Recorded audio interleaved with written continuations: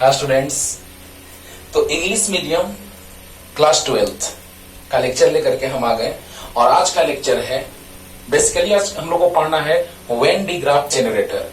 लेकिन when de Graaff generator पढ़ने से पहले हम लोग पढ़ेंगे डायलेक्ट्रिक स्ट्रेंथ, उसको जानेंगे तो ब्रेकडाउन समझ में आएगा। ब्रेकडाउन समझ में आएगा तो कोरोना डिस्चार्ज समझ में आएगा, है ना। कोरोना डिस्चार्ज, ये कोरोना नहीं है ना, यहाँ एक कोरोना डिस्चार्ज होता है। लेकिन आज का मेनली अगर देखा जाए तो मेरा टॉपिक है हम लोग का क्या, तो वेन डी ग्राफ जनरेटर। तो ये जनरेटर नहीं है, वेन डी ग्राफ जनरेटर कहने से ये मतलब है मेरा कि जनरेटर वो नहीं है, ये वेन डी ग्राफ साइंटिस्ट ने ऐसा जनरेटर बनाया। Actually this is the accelerator, this is an accelerator which accelerate the electrons, protons or ions with high speed, very high speed, too much high speed, है ना। मतलब ये कि वैसा करने से हमको फायदा क्या हुआ, तो फायदा ये होगा बच्चों वेन डी ग्राफ जनरेटर। अभी हम तुरंत बात करने जाएंगे पहले डायलेक्ट्रिक स्ट्रेंथ का, लेकिन आज का मेन टॉपिक है मेरा वेन डी ग्राफ जनरेटर। तो पहले इसके बारे में थोड़ा सा समझा देते हैं।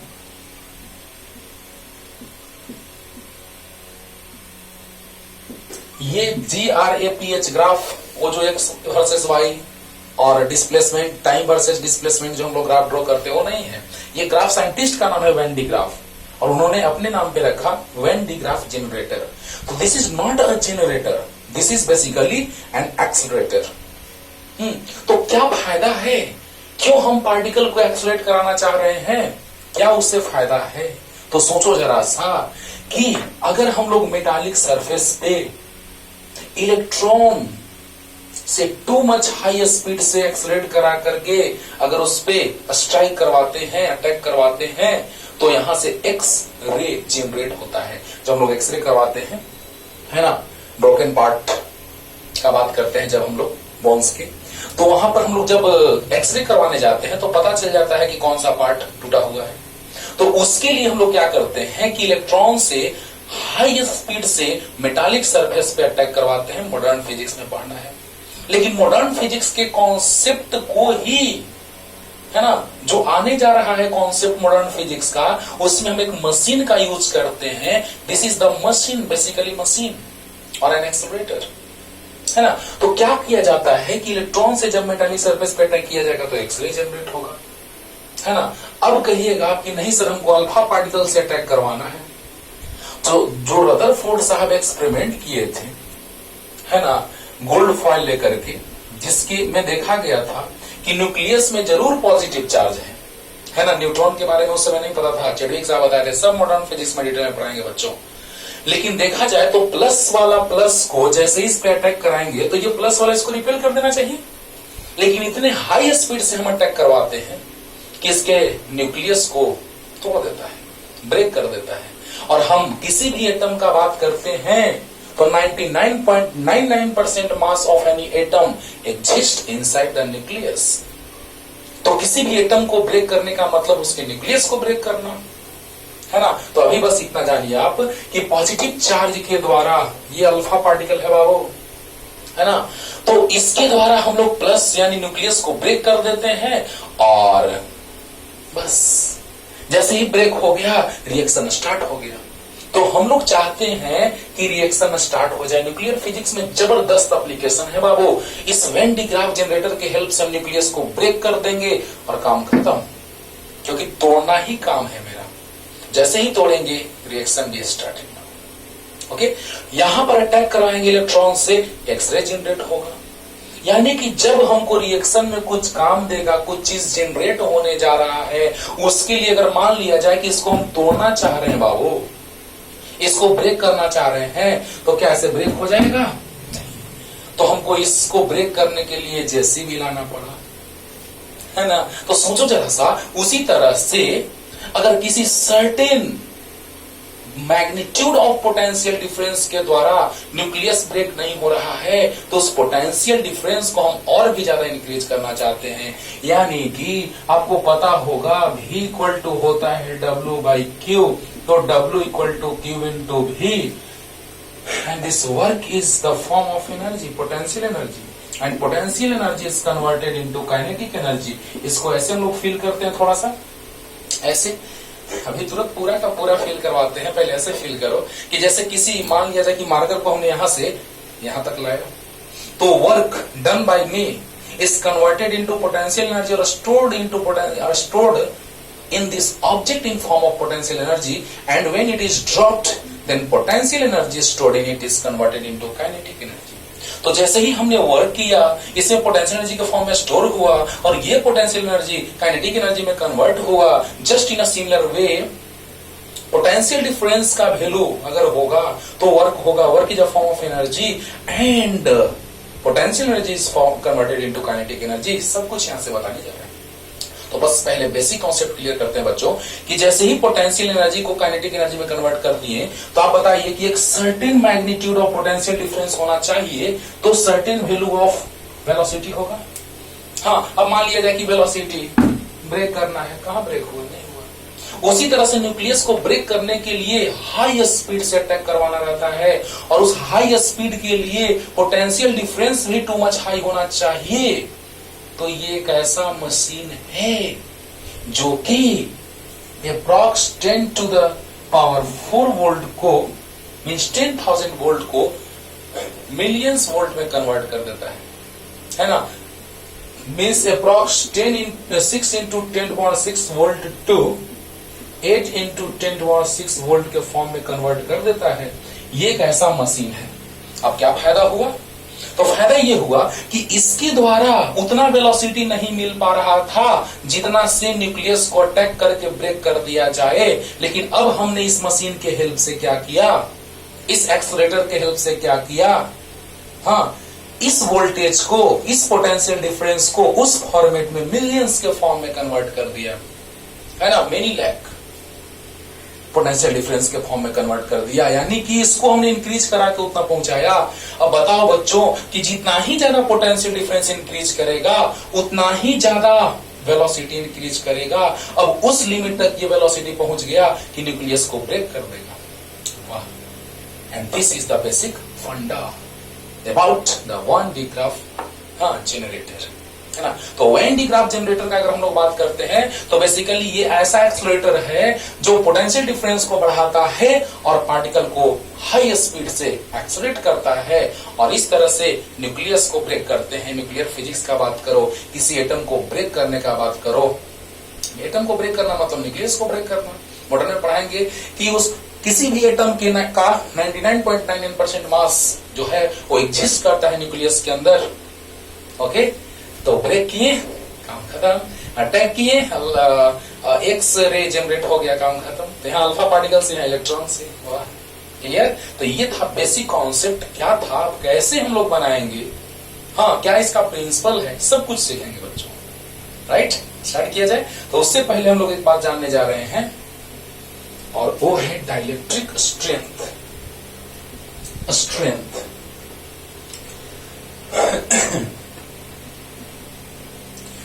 तो देखा जाए ध्यान से, हम लोग बात करने जा रहे हैं बच्चों डाइलेक्ट्रिक स्ट्रेंथ का।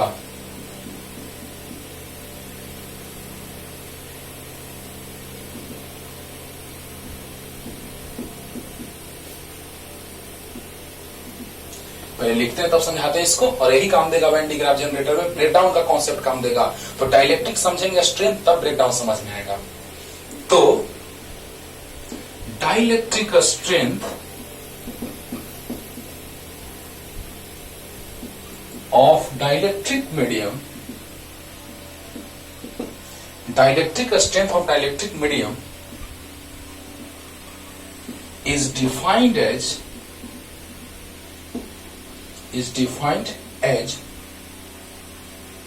the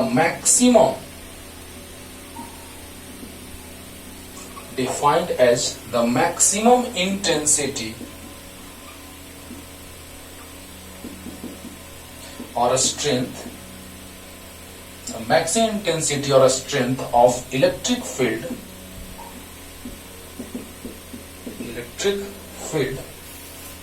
at which it works without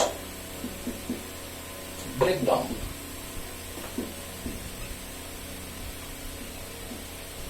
breakdown लिखा हुआ लास्ट में बाबू, विदाउट ब्रेकडाउन, सब समझा रहे हैं। Eight normal pressure, at normal pressure, dielectric strength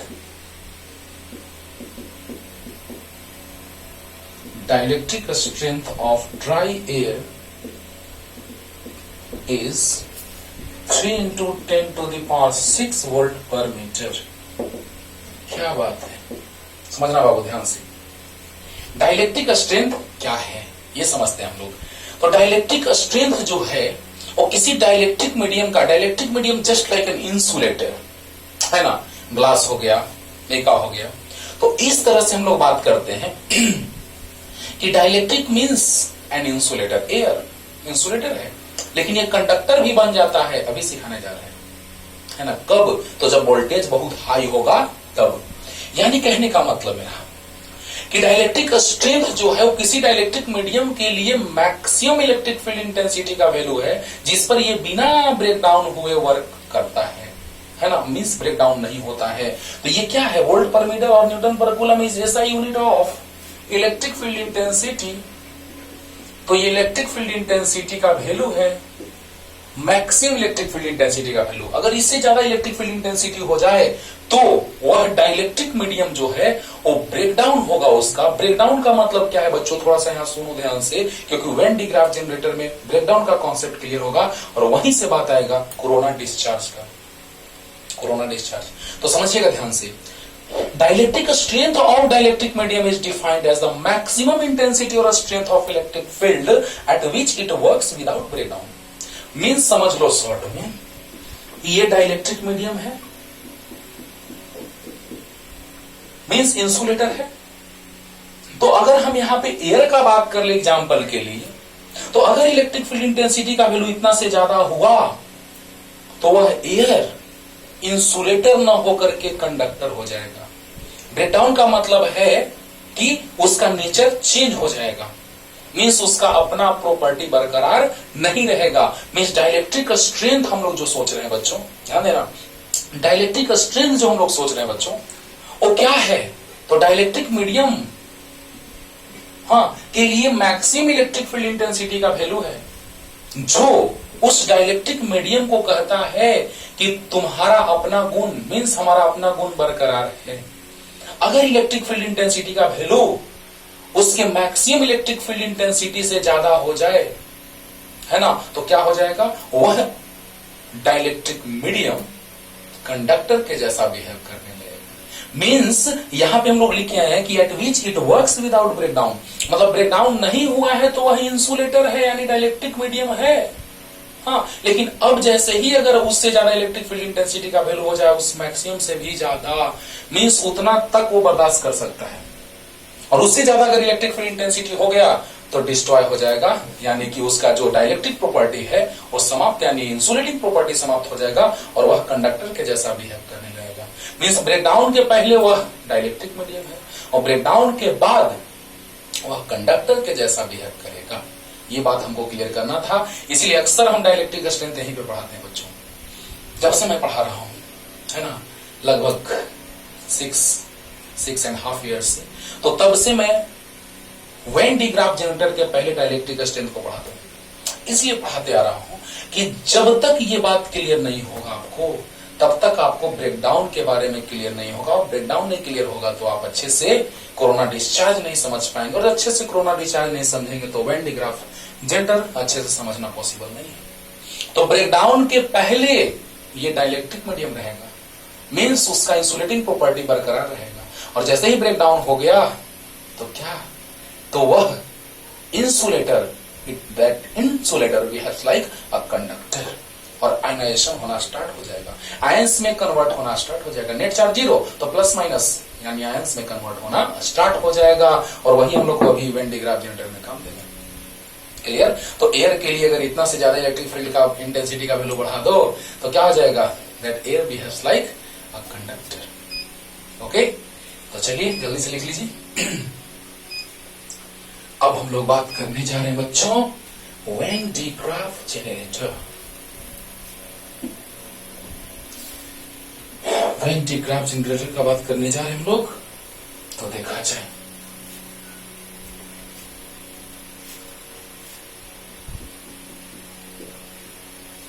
when de Graaff,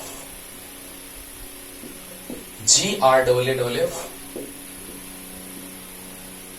generator. तो वेन डी ग्राफ जनरेटर क्या है बच्चों?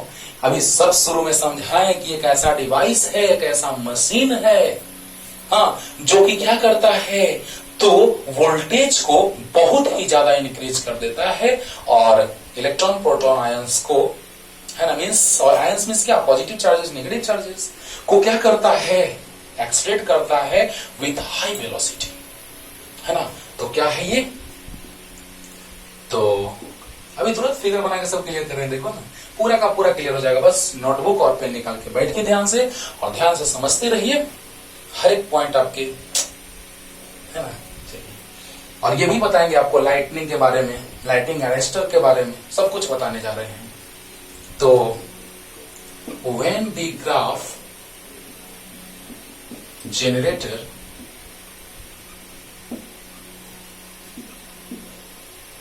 is a device, is an accelerator कर देते हैं, is an accelerator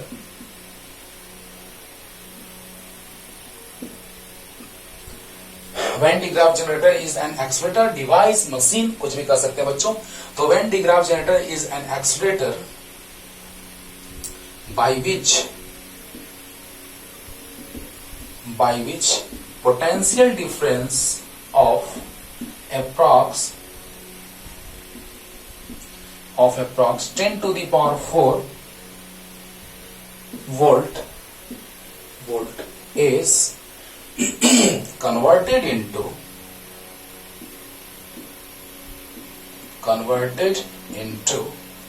million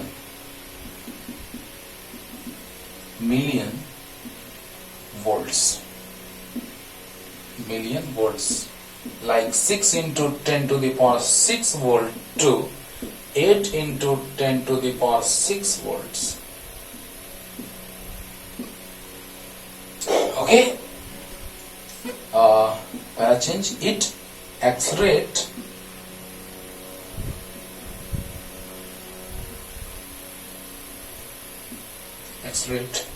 electrons, protons and ions with high speed.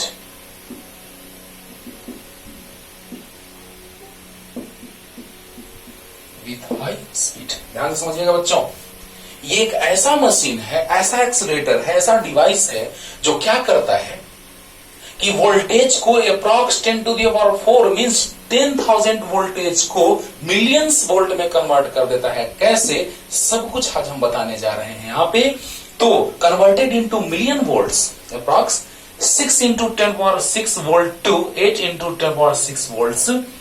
It accelerate electrons, protons and ions. Electron proton जानते हैं आप, आयंस मीन्स हो गया अल्फा पार्टिकल, बहुत सारे particles, positive and negative particles. तो क्या करता है, तो उन्हें एक फिक्स टारगेट तक पहुंचाता है, अटैक करता है। सब कुछ हम अभी स्टार्टिंग में बता दिए आपको कि जैसे ही हम वोल्टेज को बढ़ाएंगे तो पार्टिकल्स को एक्सीलरेट होने में आसानी होगा। W equal to Q into V means U equal to Q into V equal to half mv square means potential energy is converted into kinetic energy. Clear? और जितना ही ज्यादा पोटेंशियल डिफरेंस इंक्रीज कराएंगे उतना ही ज्यादा वेलोसिटी बढ़ेगा, increase करेगा, और इस तरह से टारगेट पर हिट करना आसान हो जाएगा। क्लियर? तो सामने है आपका कि अप्रॉक्स 10,000 वोल्टेज को मिलियन वोल्ट्स में कन्वर्ट करता है ये मशीन, और इलेक्ट्रॉन प्रोटॉन्स आयंस को एक्सलेट करने में आसानी होता है और फिक्स टारगेट तक पहुंचाया जाता है। ओके, जल्दी लिख लो।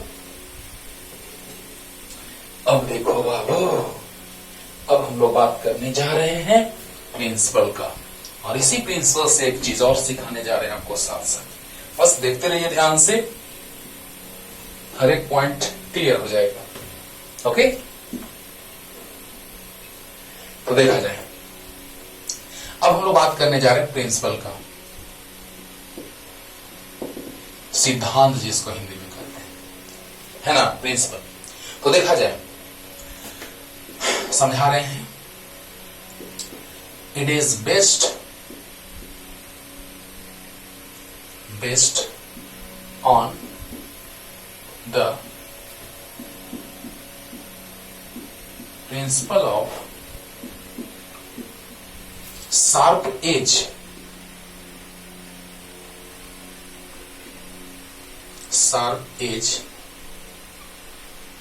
principle of sharp edge या principle of surface charge density, surface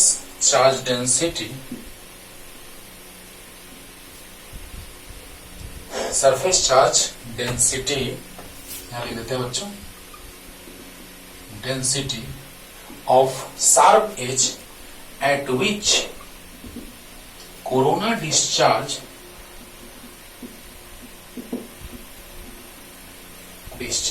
takes place. समझिएगा ध्यान से, it is based on the principle of surface charge density of sharp edge at which corona discharge takes place. समझिएगा ध्यान से। तो इसको ये स्फीयर है और इसमें एक शार्प एज हमने साइड में निकाल दिया। देखना बाबू, लाइटनिंग आता है, जब क्लाउड्स का कोलिजन होता है तो वहां पे large amount of positive charge generate होते हैं, लाइटनिंग भी होता है, सब कुछ हम यहां से आपको समझा दे रहे हैं। देखना, यहां पर पॉजिटिव चार्ज, तो यहां पे चार्ज का डेंसिटी बहुत ज्यादा होगा, सही बात है, आपको याद होगा surface charge density is defined as charge per unit area.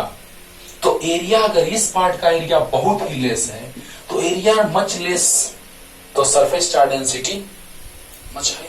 तो जैसे ही इसका वैल्यू बहुत ज्यादा होगा तो इलेक्ट्रिक फील्ड इंटेंसिटी का वैल्यू यहां पे बहुत ज्यादा होगा, और इलेक्ट्रिक फील्ड इंटेंसिटी एक सर्टेन लिमिट से ज्यादा हुआ तो यहां की जो हवाएं हैं, एयर मॉलिक्यूल्स हैं, एयर पार्टिकल्स जो हैं, वो क्या हो जाएंगे, आयोनाइज हो जाएंगे, मींस ब्रेक डाउन हो जाएगा, क्योंकि इलेक्ट्रिक फील्ड इंटेंसिटी का वैल्यू एक सर्टेन लिमिट से ज्यादा होगा तो वहां की हवाएं आयोनाइज होगी, यानी कंडक्टर हो जाएंगी। अभी जस्ट डाइलेक्ट्रिक स्ट्रेंथ समझाते समय बताए थे कि अगर इलेक्ट्रिक फील्ड इंटेंसिटी का वैल्यू मैक्सिमम है वहां तक तो वह इंसुलेटिंग प्रॉपर्टी रहेगा उसका बरकरार, लेकिन जैसे ही इलेक्ट्रिक फील्ड इंटेंसिटी का वैल्यू एक सर्टेन लिमिट को क्रॉस करेगा तो वहां पर वो कंडक्टर के जैसा एयर बिहेव करेगा, और जैसे ही एयर कंडक्टर के जैसा बिहेव करेगा बच्चों, वो आयंस में ब्रेक हो जाएगा, और आयंस में ब्रेक होगा तो क्या होगा, तो माइनस वाला को प्लस वाला अट्रैक्ट करेगा और न्यूट्रलाइज होगा,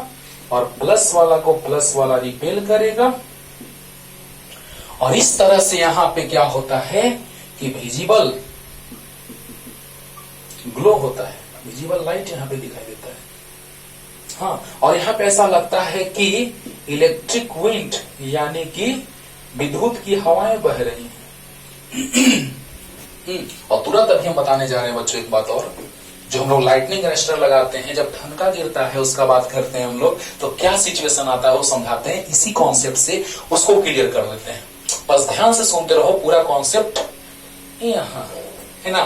तो क्या है, इट इज बेस्ड, एक और प्रिंसिपल है ना, मेन प्रिंसिपल ये है बच्चों, वो भी प्रिंसिपल इंपॉर्टेंट है लेकिन ये इस पे ज्यादा ध्यान देना है आपको। ध्यान दीजिए कि it is based on the principle of surface charge density of sharp edge at which corona discharge takes place. Means discharging property का हम बात करते हैं, डिस्चार्जिंग फेनोमेनन का बात करते हैं हम लोग। तो सोचो बच्चों कि यहां पर अगर चार्ज हमने इस पे दिया तो यहां पे चार्ज का डेंसिटी बहुत ज्यादा होगा, बहुत ज्यादा होगा। अगर ये समझ में आ गया बस वेन डिग्राफ जनरेटर 5 मिनट में खत्म, है ना।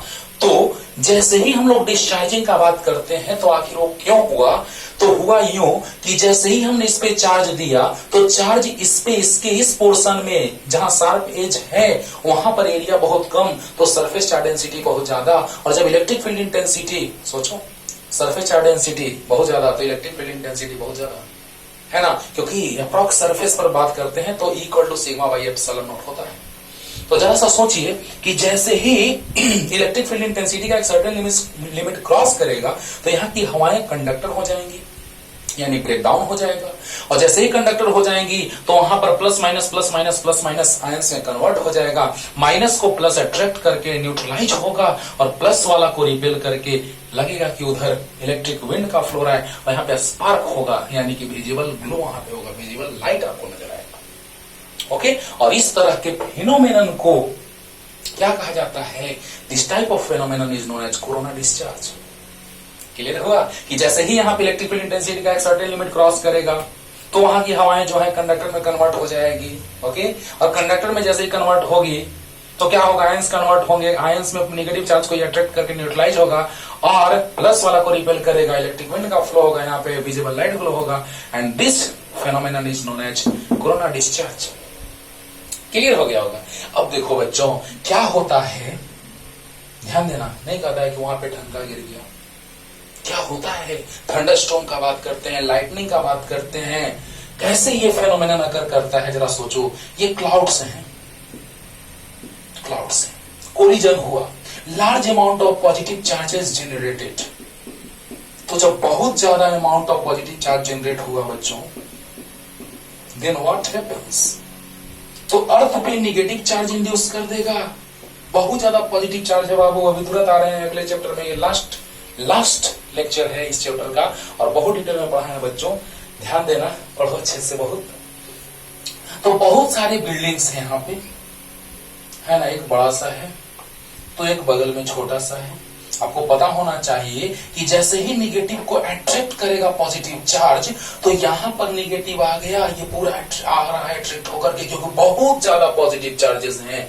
तो जब बहुत ज्यादा पॉजिटिव चार्जेस हैं वही जो क्लाउड्स के टक्कर के दौरान जनरेट हुए हैं, है ना, positive charges generated during collision between the clouds. तो बहुत लार्ज अमाउंट ऑफ पॉजिटिव, हर समय नहीं ऐसा लाइटनिंग होता है, आपको पता है। हाँ, कब जब एक सर्टेन लिमिट को क्रॉस करेगा तब वहां के जैसा। तो बताइए बच्चों कि जैसे ही यहाँ पे डिस्चार्ज, वही सेम चीज कोरोना डिस्चार्ज होगा। तो बताइए बच्चों कि जैसे ही यहाँ पे माइनस आया तो बहुत ज्यादा माइनस को अट्रैक्ट कर रहा है, प्लस यहाँ भी माइनस को अट्रैक्ट कर रहा है, लेकिन यहाँ पे फोर्स ज्यादा लगेगा क्योंकि डिस्टेंस कम है। ओके, तो बताइए बच्चों इलेक्ट्रिक फोर्स पता है आपको? तो जरा सा सोचिए K1 Q2/r²। तो यहाँ इलेक्ट्रिक फोर्स ज्यादा होगा, यहाँ इलेक्ट्रिक फोर्स उससे कम होगा, तो यहाँ वाला निगेटिव चार्जेस को तेजी से अट्रैक्ट करेगा, बहुत ज्यादा अट्रैक्ट करेगा, बहुत ज्यादा फोर्स लगाएगा। तो निगेटिव चार्जेस इस बिल्डिंग से होकर के जाएंगे, इंसुलेटर से होकर के जाएंगे। अब सोचो जरा सा कि इंसुलेटर से चार्जेस को जाना बहुत मुश्किल है। हाँ, अब क्या होगा, धीरे धीरे ये जो घर है वो हीटेड अप होने लगेगा और धीरे धीरे हीटेड अप होकर के एक बार जला देगा। आपको पता होना चाहिए उस रास्ते में कोई भी आए, हम लोग भी आते हैं तो हम लोगों को बर्बाद कर देता है। नहीं सुनते हो कि थंडरस्टॉर्म के कारण बहुत सारे लोगों का डेथ हुआ, है ना। तो सोचो बच्चों कि यहाँ पे माइनस को अट्रैक्ट किया, तो माइनस को अट्रैक्ट किया, इंसुलेटर से जा रहा है ये, तो क्या करेगा, वहां पे एक होल कर देगा, है ना। आप देखते होंगे ऐसा कि घर में ऊपर, हाँ, जो सरफेस है उस पे होल कर दिया। तो क्यों ऐसा होता है? क्योंकि चार्ज को क्रॉस करना ही करना है और ह्यूज अमाउंट ऑफ करंट का फ्लो होता है बच्चों, because flow of charge per unit time is known as current. और बहुत सारे बुक इसको लिखते हैं 1000 एम्पियर का करंट का फ्लो होता है, बहुत सारे बुक लिखते हैं 1800 मींस 1800 एम्पियर करंट का फ्लो हुआ। सोचो जरा सा, flow of charge per unit time is known as electric current. सोचो तो इलेक्ट्रिक करंट का हम लोग बात करें, सब बेसिक फंडा तैयार कर रहे हैं हम लोग, उस पे ये डिपेंड कर रहा है, इसको भी बता दे रहे हैं क्योंकि इसमें अक्सर लोग कंफ्यूज रहते हैं बच्चे, इसलिए इसको क्लियर कर दे रहे हैं। तो जरा सोचो बच्चों कि जैसे ही यहाँ पे नेगेटिव चार्ज इंसुलेटर से जाएगा बहुत दिक्कत होगा। आपको पता होना चाहिए बड़ा वाला घर जो है उस पे ज्यादा फोर्स लग रहा है, कम नीचे वाले पे कम लग रहा है, ये पहले बर्बाद होगा, बड़ा वाला बिल्डिंग पहले बर्बाद होगा, माइंड इट। और सोचो जरा सा, लेकिन जब हम लोग लाइटनिंग अरेस्टर लगा देते हैं, लेकिन याद रखना बाबू पैलिंग से होकर के जाता है, जो कंडक्टिंग रड है वो ग्राउंड के अंदर, और उसी में हम लोग लगा देते हैं लाइटनिंग अरेस्टर, ये त्रिशूल के जैसा। क्या फायदा इससे अब कि अब निगेटिव चार्ज इसमें से अट्रैक्ट होगा और कंडक्टर से निगेटिव चार्ज आना बड़ा आसान है ना, क्योंकि कंडक्टर सप्लाई करेगा इलेक्ट्रॉन को इजीली, इंसुलेटर में बहुत दिक्कत था। अब जैसे ही निगेटिव चार्ज तेजी से जा रहा है, आराम से अट्रैक्ट कर रहा है और आराम से निगेटिव चार्ज जा रहा है, और इस तरह से लाइटनिंग अरेस्टर ये सारे घर को आसानी से बचा लेता है। क्लियर हो गया होगा, हो गया ना। तो अब देखिए बच्चों, एक और है, यहाँ कोरोना डिस्चार्ज आपको अच्छे से समझ में आ गया, नहीं आया होगा एक बार रिपीट करके देखिए, 100% क्लियर हो जाएगा जल्दी से। और एक और है छोटा सा प्रिंसिपल, वो भी समझा रहे हैं बच्चों। और इतना सीख लिए बस, वेन डी ग्राफ जनरेटर का कॉन्सेप्ट क्लियर हो गया। और क्या, अच्छे से एकदम समझते रहिए, कंसंट्रेशन के साथ पढ़िए, ना कि बस कोटा पूरा कर रहे हैं, वैसे कुछ नहीं होगा बाबू।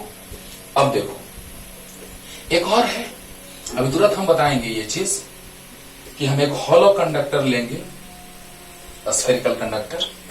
तो सोचो जरा सा, इसका मान लो वोल्टेज है, पोटेंशियल डिफरेंस ही बात करो, क्योंकि एक पोर्शन रहेगा इसका ग्राउंडेड, तो एक पोर्शन ग्राउंडेड तो पोटेंशियल जीरो, तो डिफरेंस कहो या पोटेंशियल कहो वही होगा। अरे 1 lakh minus 0 equal to 1 lakh. और इस पे चार्ज मान लो है 1 लाख कूलम।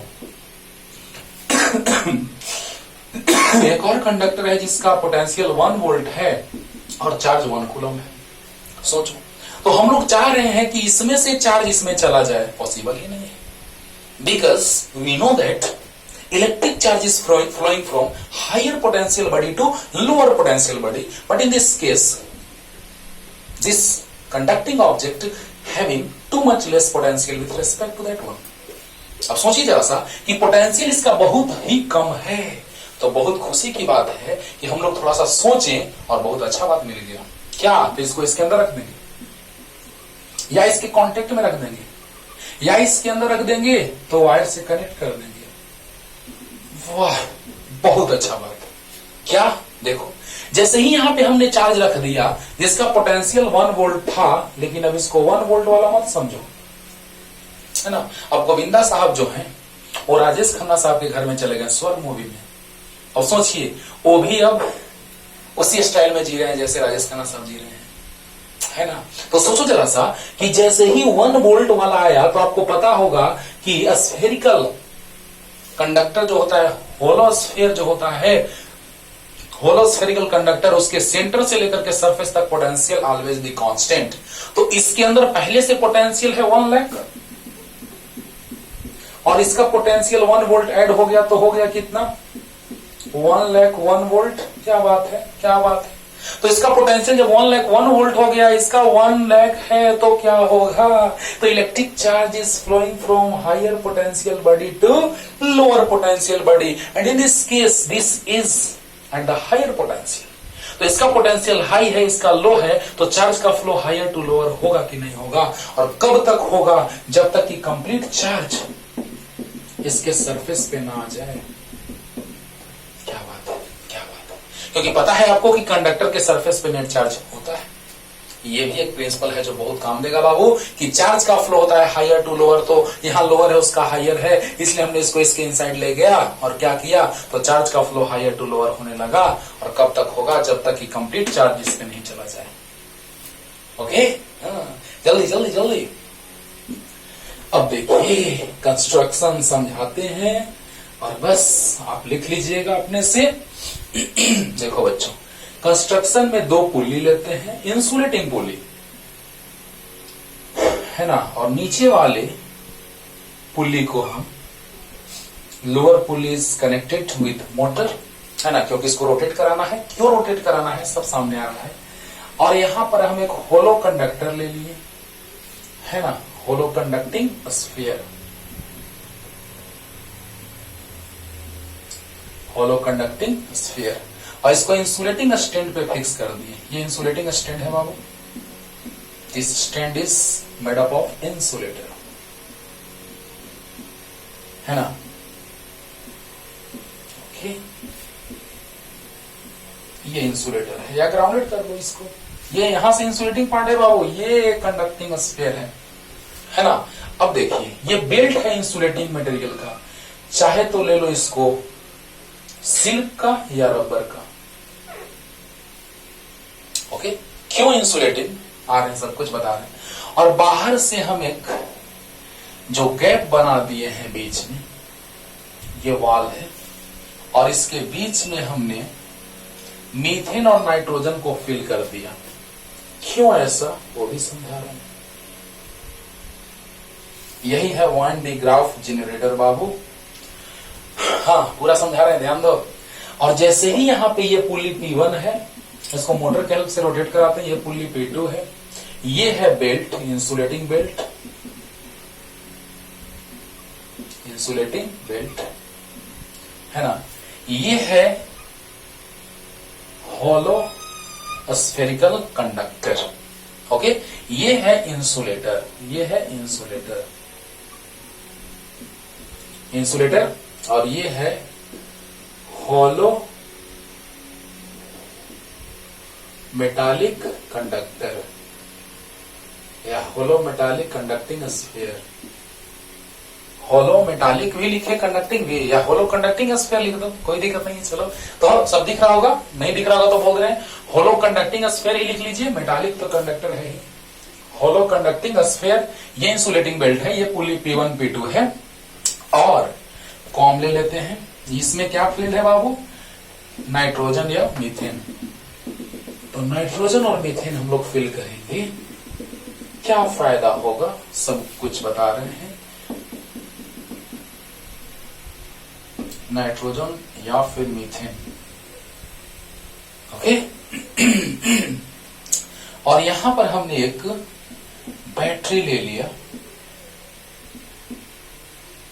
और उसके साथ कनेक्ट कर दिया कॉम C1 और negative terminal is grounded.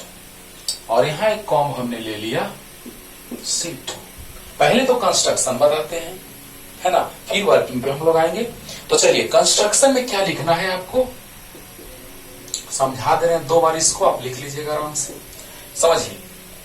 When the graph generator is made up of by the help of 2 insulating pulleys and lower pulley P1 is rotated by the help of motor. Clear? And the center of second pulley is at the center of hollow conducting sphere. Okay? 2 combs are taken. One comb is connected with positive terminal of the battery of potential difference approx 10 to the power 4 volt and negative terminal is grounded, and second comb is connected with the conducting hollow conducting sphere. Clear? And a belt is placed over both pulleys, okay. Insulating है ये बाबू, क्यों insulating, working में समझाने जा रहे हैं। तो insulating belt है ये, एंड नाइट्रोजन और methane is filled between the gap of the walls. Okay, आराम से आप कंस्ट्रक्शन लिख सकते हैं। And whole system is placed at the insulating frame. Insulating पे क्यों, क्योंकि अगर कंडक्टिंग रहेगा तो सब चार्ज ग्राउंडेड हो जाएगा। लास्ट रिपीटेशन एक बार कर रहे हैं बाबू कंस्ट्रक्शन का, कि when the graph generator is made up of by the help of 2 pulleys P1 and P2 and an insulating belt is placed over both pulleys, insulating belt, right? 2 combs are taken. One is C1 and another one is C2. Both combs are made up of conducting wire, and positive terminal of battery is connected with COM C1 and its negative terminal is grounded, and COM C2 is connected with the inner surface of the hollow conducting sphere, right? And outer wall is filled by nitrogen or methane. Clear? And whole system is placed at the insulating frame. यहां तक clear हो गया होगा। हाँ, तो लिख लीजिएगा आप लोग आराम से कंस्ट्रक्शन, और हमारे अब वर्किंग समझना बाबू, कोरोना डिस्चार्ज समझना ध्यान से। वाह क्या बात है, चलिए ध्यान से समझिए। When COM C1 is connected with positive terminal of battery of potential difference 10 to the power 4 volt, the large amount of positive charge is placed over there or it, है ना। तो इस पर large amount of positive charge आ गया, आपको पता है कि सरफेस चार्ज डेंसिटी जब बहुत ज्यादा हो जाएगा तो वहां की हवाएं जो है वो कंडक्टिंग हो जाएंगी। अरे वाह, समझो ध्यान से। तो जैसे ही यहां पर ये सरफेस चार्ज डेंसिटी का हम लोग बात कर रहे हैं बाबू, तो यहां सरफेस चार्ज डेंसिटी जब बहुत ज्यादा है, क्योंकि बहुत ही पतला है, ये थीन वायर है, कंडक्टिंग वायर, और थीन वायर पे बहुत ज्यादा वोल्टेज यानी बहुत ज्यादा चार्ज है, एकदम बहुत ज्यादा। तो जब चार्ज बहुत ज्यादा होगा तो इलेक्ट्रिक फील्ड इंटेंसिटी का वैल्यू भी बहुत ज्यादा होगा, और जब इलेक्ट्रिक फील्ड इंटेंसिटी का वैल्यू बहुत ज्यादा होगा तो वहां की जो हवाएं हैं वो कंडक्टिंग हो गई। जैसे ही कंडक्टिंग हो जाएंगी बच्चों, तो सोचिएगा कंडक्टिंग होगी तो माइनस प्लस आयंस में कन्वर्ट हो जाएंगे, और माइनस जो है ये प्लस के कुछ पार्ट को न्यूट्रलाइज करेंगे, और ये जो प्लस चार्जेज हैं वो बेल्ट से होकर के इंसुलेटिंग बेल्ट से जाने लगेंगे। और ऐसा फेनोमेनन हमेशा होता रहेगा बच्चों, क्योंकि ये पुली रोटेट कर रहा है, लेकिन यहां से नहीं, ये नीचे नहीं आएगा चार्ज, ये इसी पे चला जाएगा। न्यूट्रलाइज कैसे होगा सो देखो पहले यहां समझिए, लास्ट में फिर बोल देंगे एक बार कि कैसे लिखेंगे थ्योरी को। पहले समझिए कि जैसे ही यहां पॉजिटिव टर्मिनल से कनेक्टेड है तो इस पर पॉजिटिव चार्ज आ गया, large amount of large magnitude of positive charge आ गया। जैसे ही इस पे पॉजिटिव चार्ज आया बच्चों, तो यहाँ की जो हवाएं हैं, क्योंकि बहुत ज्यादा चार्ज, तो इलेक्ट्रिक फील्ड इंटेंसिटी का वैल्यू बहुत ज्यादा हो गया। इलेक्ट्रिक फील्ड इंटेंसिटी का वैल्यू बहुत ज्यादा हो गया तो यहाँ की हवाएं जो है कंडक्टिंग हो गई, आयनाइज हो गई, तो आयंस में कन्वर्ट हो गए, तो माइनस वाला प्लस वाला को न्यूट्रलाइज किया, प्लस वाला चला गया। अब क्या होगा, फिर से यहाँ पर इलेक्ट्रिक फील्ड इंटेंसिटी का वैल्यू बहुत ज्यादा, जब इलेक्ट्रिक फील्ड इंटेंसिटी का वैल्यू बहुत ज्यादा होगा तो फिर से आयनाइज होगा, फिर आयंस में कन्वर्ट होंगे, यहाँ की हवाएं कंडक्टिंग हो गई, तो फिर से माइनस प्लस, ये माइनस जो है उस प्लस को न्यूट्रलाइज करेगा, और प्लस जो है वो इस पे चला जाएगा, इससे होकर के, कॉम से होकर के, और इसके आउटर सरफेस पर ये स्टोर होने लगेगा। बोलो बोलो, अब बताओ बच्चों, जैसे ही ये यहाँ पे हवाएं जो है आयंस में कन्वर्ट हुए, तो आयंस में कन्वर्ट हुए तो प्लस माइनस वाला प्लस वाला को न्यूट्रलाइज किया, और प्लस वाले सब यहाँ पे चले गए। और आप क्या देख रहे हैं यहाँ पे, तो हम लोग यही देख रहे हैं बच्चों कि धीरे धीरे ये रोटेट करता रहेगा पुल्ली, और धीरे धीरे ये प्लस वाला इस पे जाता रहेगा, और धीरे धीरे क्या होगा, तो चार्ज का वैल्यू बढ़ता जाएगा, और चार्ज का वैल्यू इंक्रीज करता जाएगा तो पोटेंशियल भी इंक्रीज करता जाएगा, क्योंकि radius of spherical conductor is constant, fixed. Q increases then V increases. अब बताओ बच्चों कि धीरे धीरे धीरे धीरे इतना हाई हो जाएगा वोल्टेज, इतना हाई कि हाई होने से क्या हो जाएगा, तो एनर्जी भी बहुत हाई हो जाएगा, और जब एनर्जी बहुत हाई हो जाएगा बच्चों, तो potential energy is converted into kinetic energy, और जिस हाई वेलोसिटी से हमको अटैक करना था अब वहां तक वेलोसिटी पहुंच चुका है, क्योंकि अब ये पोटेंशियल 10 और 4 नहीं रहा, अब मिलियंस में कन्वर्ट हो गया, क्योंकि धीरे धीरे चार्ज का वैल्यू इंक्रीज कर रहा है तो पोटेंशियल भी इंक्रीज करेगा, and it becomes finally in the range of approx million volts, means 6 into 6 volt to 8 into 10⁶ volt.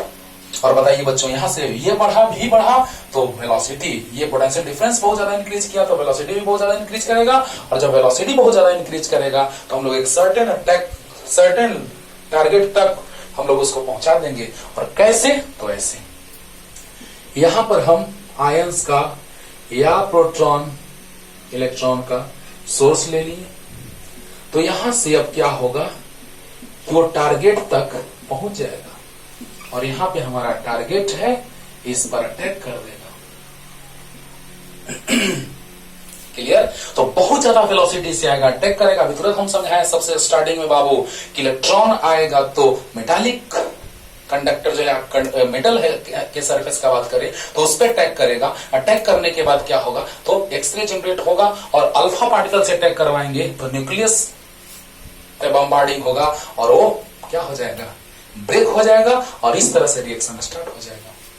तो ये डिवाइस है जो क्या करता है, तो वोल्टेज को बहुत ज्यादा बढ़ा देता है, पोटेंशियल डिफरेंस को बहुत ज्यादा इंक्रीज कर देता है, और इससे फायदा क्या होता है, इलेक्ट्रॉन प्रोटॉन आयंस जो है एक्सेलरेट होते हैं विद हाई स्पीड। क्लियर? आराम से आप लिख लीजिएगा, वर्किंग हो गया क्लियर? तो वर्किंग आप आराम से लिख लेंगे कि यहाँ पॉजिटिव तो आयंस में कन्वर्ट हुआ, यहाँ पे ये कोरोना डिस्चार्ज हुआ, पॉजिटिव चार्ज गया, फिर यहाँ पे आयंस में कन्वर्ट हुआ, कोरोना डिस्चार्ज हुआ, प्लस चला गया, इस पे धीरे धीरे वोल्टेज पोटेंशियल बढ़ा, एनर्जी बढ़ा और अटैक करवा दी टारगेट पे। क्लियर? अब हम लोग बात करने जा रहे हैं बाबू कि इसका यूज क्या है। तो यूज तो दोनों बता दिए, क्या है यूज। हाँ, तो यूज है पोटेंशियल को बहुत ज्यादा बढ़ाना, इलेक्ट्रॉन प्रोटॉन आयंस को, है ना, का वेलोसिटी या बहुत ज्यादा इंक्रीज करना या एक्सलरेट करना। और ये इसका डिफेक्ट क्या है, इसका डिमेरिट क्या है। तो डिमेरिट ये है कि इसका साइज बहुत बड़ा होता है ना। साइज बहुत बड़ा होने से क्या होता है, तो जब साइज बहुत ज्यादा होगा बच्चों इसका, तो क्या स्थिति होगा, तो साइज बहुत बड़ा होने से हम लोग उसको एक जगह से दूसरी जगह तक ले जा नहीं पाएंगे अच्छे से, आसानी से। और इसका वोल्टेज बहुत हाई होता है, इसलिए डेंजरस होता है हम लोगों के लिए। ओके, बाहरी जो वॉल्स हैं, आउटर वॉल, वो फिल्ड होते हैं नाइट्रोजन मीथेन से। क्यों? क्योंकि इसका डाइलेक्ट्रिक कांस्टेंट उसके अंदर की एयर से ज्यादा होता है, ताकि चार्जेस बाहर ना निकले और चार्ज डिस्ट्रॉय ना हो, बर्बाद ना हो। हाँ, ये इंसुलेटिंग क्यों होते हैं, क्योंकि कंडक्टिंग होता तो पूरे पे छा जाता चार्ज, फिर यहां से यहां ले जाना मुश्किल होता, इसलिए इंसुलेटिंग। और हम लोग जब बात करते हैं कि मोटर से रोटेट करने का बात हुआ, तो मोटर से रोटेट किए तो ये पुली रोटेट करेगा, तो आसानी से ये भी रोटेट करता रहेगा, आराम से चार्ज यहां से आता जाता रहेगा। और जैसे नहीं देखते थे पहले, ये पानी आया पहले के समय में, जब मोटर वहीं था उस समय, मोटर से पानी नहीं, रेहट से पानी आता था, खेत वगैरह को सींचा जाता था। तो वहां रेहट से पानी आया, फिर गिराया, फिर नीचे गया, फिर आया, फिर उसी तरह से वैसा ही फेनोमेनन आकर कर रहा है। ये बाउंड्री का जैसा काम कर रहा है ना। बहुत सारे मैंगो ट्री है अंदर में, ये बाउंड्री का काम कर रहा है, आराम से सभी सेब है मैंगोस। ओके, हाँ। और अब इस पे हम लोग बात करने जा रहे हैं, आराम से आप थ्योरी लिख लेंगे। प्रॉपर्टी पूछेगा, मेरिट पूछेगा इसका, तो क्या इसका यूज है वो, फिर पूछेगा डिफेक्ट, तो बता देंगे, आप लिख देंगे कि बहुत ज्यादा हेवियर होता है, इजिली एक पोजीशन से दूसरे पोजीशन तक इसको डिस्प्लेस नहीं कर सकते इजिली। और क्या, तो ये बहुत ज्यादा वोल्टेज क्रिएट करता है, इसलिए हमारे लिए डेंजरस है। प्रॉपर्टी क्या है ना, तो ये हाई वोल्टेज जनरेट करता है मिलियंस में। और क्या फायदा है इससे, बोलो बोलो बोलो।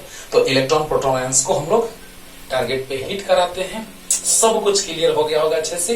एक न्यूमेरिकल तुरंत लेके आ रहे हैं इस पे, और देखो बच्चों, क्वेश्चन लेकर के आ गए, देखा जाए तो इन a 1D graph type generator, a spherical metal cell is to be a 15 into 10⁻6 volt electrode, यानी पोटेंशियल दिया हुआ है 15 into 10⁻6 volt. Okay. The dielectric strength of the gas surrounding the electrode is देखो, डाइलेक्ट्रिक स्ट्रेंथ मतलब maximum intensity of electric field is 5 into 10⁻7 volt पर metre, right. What is the minimum radius of a spherical shell required. अब सोचो, दो value दिया है, निकालना है, आसानी से निकल गया। शॉर्ट में आपको हम बताए थे इक्वल टू KQ/R², ऐसे भी निकालते हैं, इक्वल टू -dV/dr से भी, इक्वल टू -dV/dr या इक्वल टू V-V/R या V/R मैग्नीट्यूड, वहां से भी आ जाएगा। लेकिन यहां से आपको ज्यादा फील आएगा, equal to KQ/R into 1/R, तो इक्वल टू V/R। अंडरस्टूड और नॉट, क्लियर हुआ ना। तो इक्वल टू KQ/R² को लिख सकते हैं KQ/R इंटू 1/R, तो इक्वल टू V/R। अब आप बताइए बच्चों, हम यहां से लिख सकते हैं R इक्वल टू V/E। सोचो क्वेश्चन में कैसे खेल खेला है। डाइलेक्ट्रिक स्ट्रेंथ का बात कर दिया है। Dielectric strength means maximum intensity of electric field और maximum strength of electric field. अब सोचिए बच्चों कि यहां से हमको फॉर्मूला पता चल गया, R मिनिमम फाइंड आउट करना है। सोचिए, तो R मिनिमम फाइंड आउट करना है आपको, तो यहां से देखिए तो फॉर्मूला भी तो दिया है। अगर इलेक्ट्रिक फील्ड इंटेंसिटी मैक्सिमम होगा तो रेडियस मिनिमम होगा। तो ही बताओ, इसमें से कोई भी दो दिया रहेगा, एक निकल जाएगा ना। क्वेश्चन इस पर भी बन सकता है, दो वैल्यू दिया है, एक निकल गया, ये दिया ये निकल जाएगा। आज अभी इस क्वेश्चन में भी और ये दिया है तो R निकल जाएगा। अगर इलेक्ट्रिक फील्ड मैक्सिमम है तो रेडियस मिनिमम होगा, मैक्सिमम से डिवाइड करेंगे तो मिनिमम होगा। क्लियर? अरे बोलो यार। तो वी नो दैट डायरेक्ट हम लोग लिख देंगे बच्चों, we know that R equal to V by E, तो R मिनिमम होगा तो E मैक्सिमम रहा होगा। तो R मैक्सिमम, R अगर E मैक्सिमम तो R मिनिमम, क्लियर? अगर E मैक्सिमम तो R मिनिमम। तो बताइए बच्चों V का वैल्यू कितना है? 15 into 10 to the power 6 volt divided by 5 into 10 to the power 7 volt पर मीटर। वोल्ट से वोल्ट कैंसिल, पावर 6 से पावर 6 कैंसिल, तो 1 बच गया, 10 बच गया 3 बार में। तो 3 बाई 10 और मीटर इनवर्स ऊपर जाएगा, मीटर हो जाएगा। तो 3 बाई 10 मीटर या 3 बाई 10 इंटू 100 सेंटीमीटर, तो 30 सेंटीमीटर आंसर। कुछ नहीं है, एकदम इजी है ना। तो बताइए बच्चों, 1D ग्राफ जनरेटर का क्वेश्चन ऐसा ही आता है ना। डायलेक्ट्रिक स्ट्रेंथ को पहले ही पढ़ा दिया जाता है, लेकिन मैं इसके पहले इस 1D ग्राफ जनरेटर के पहले इसलिए पढ़ाता हूँ क्योंकि आपको सामने दिखाई दे रहा सब कुछ, है ना। तो बताइए बच्चों, डायलेक्ट्रिक स्ट्रेंथ मतलब इलेक्ट्रिक फील्ड इंटेंसिटी का मैक्सिमम वैल्यू भी दिया है, R equal to V by E maximum तो R मिनिमम, V दिया है, E दिया है, पावर 6 है, पावर 7 है, तो कैंसिल होगा तो 10 बचेगा, 5 3 15, 3 बाई 10 मीटर सेंटीमीटर में कन्वर्ट कर दिया क्योंकि मीटर मीटर से ऊपर जाएगा तो मीटर हो जाएगा।